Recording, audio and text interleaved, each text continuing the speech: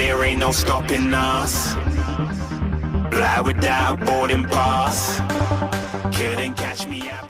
Franco Morbidelli senang tampil tidak mempermalukan kedatangan Valentino Rossi ke MotoGP Qatar meski dipermainkan Marc Marquez karena terlalu bersemangat.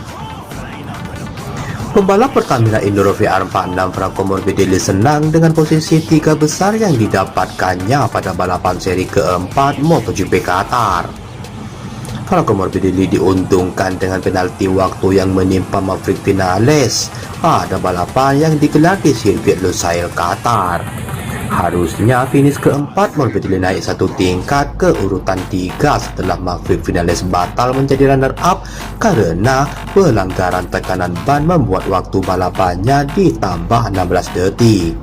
Jadi, ini menjadi podium kedua Morbidelli dari 4 balapan utama pada musim ini. Sebelumnya juara dunia 1 kali itu juga finish ketiga pada GP Argentina. Kendati bukan kemenangan, tren podium ini membanggakan bagi Morbidelli setelah lama terjebak di posisi belakang karena cedera hingga faktor motor yang kurang kompetitif. Saya pikir posisi 3 besar adalah akhir yang pas untuk akhir pekan ini dengan bagaimana kami memulainya dan berkembang, ucap Franco Morbidelli dilansir dari GP1.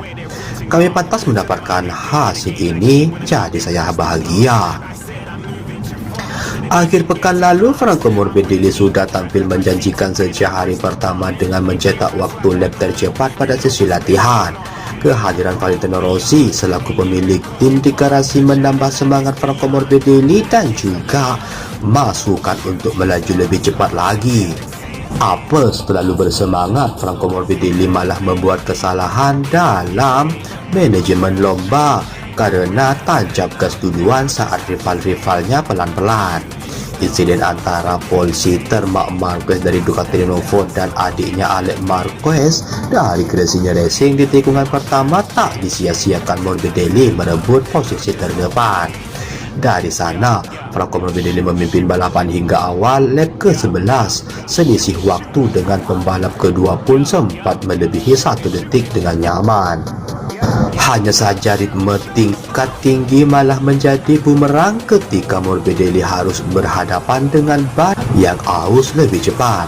Langkah yang diambil Franco Morbidelli berkebalikan dengan Marc Marquez yang tampil tenang pada lap-lap awal karena sadar bahwa kemampuan mengelola ban akan krusial. Kecepatan Marc Marquez kemudian sulit diimbangi sejak paruh lomba setelah menyalip Franco Morbidelli untuk posisi kedua dengan memanfaatkan slipstream di lintasan lurus panjang.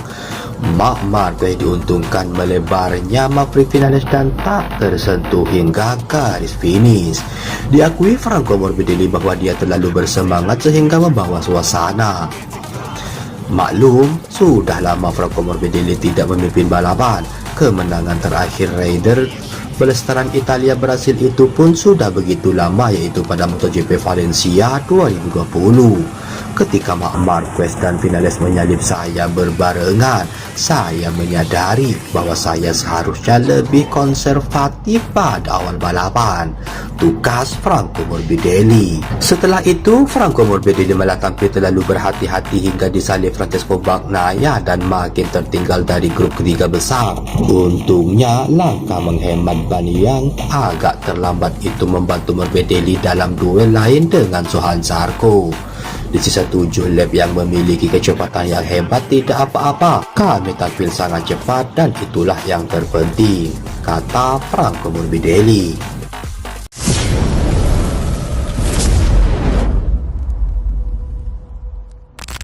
Saya enggan bahas problem ban rusak yang kembali terulang. Tak ada yang lebih sial dari Francesco Bagnaia dalam hal ban dalam kondisi buruk, dan rider Ducati yang mengaku memiliki keterbatasan kembali menyoroti masalah itu. Masalah ban pembalap Ducati ini benar-benar mengkhawatirkan. Bagnaia mungkin adalah pembalap yang paling sering mengalami nasib buruk dalam beberapa tahun terakhir dengan ban. Problem yang bahkan tidak ingin didengar oleh distributor tunggal Michelin. Bagi Peko Bagnaia, pada hari Sabtu berjalan tidak sesuai harapan di kualifikasi 2 saat ia terjatuh dan membuatnya berada di posisi ke-11 di grid. Ia juga mengakui bahwa dengan setup motor untuk sprint race, pembalap asal Turin tidak dapat mengerem dengan keras dan maju ke depan. Hasil akhirnya adalah dia finish di urutan ke-8, lebih dari 10 detik di belakang sang juara Marc Marquez. Hari ini bukanlah hari yang baik.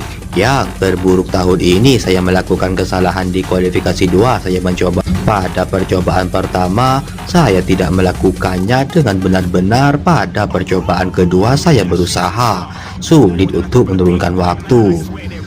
Saya rasa jauh lebih baik, tetapi di tikungan 4 saya masuk terlalu keras dan saya jatuh. Kesalahan ada di tangan saya ketika Anda tidak melakukannya dengan benar pada percobaan pertama.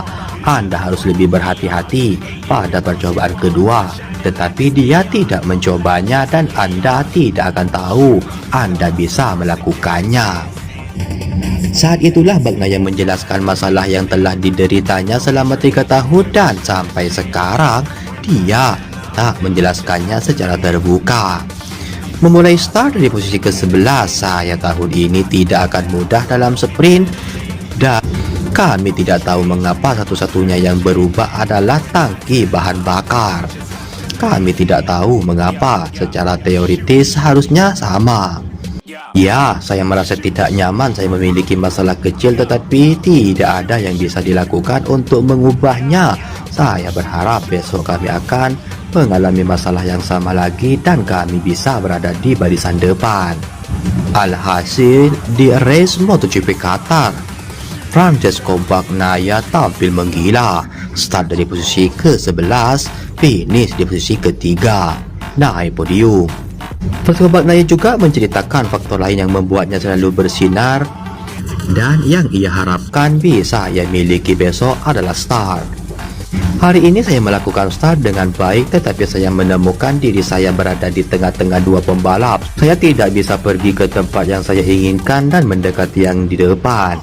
Itu berjalan dengan baik dan saya akan mencoba melakukan hal yang sama besok, tetapi lebih agresif di tikungan pertama untuk mendapatkan posisi, kata pembalap asal Turin itu.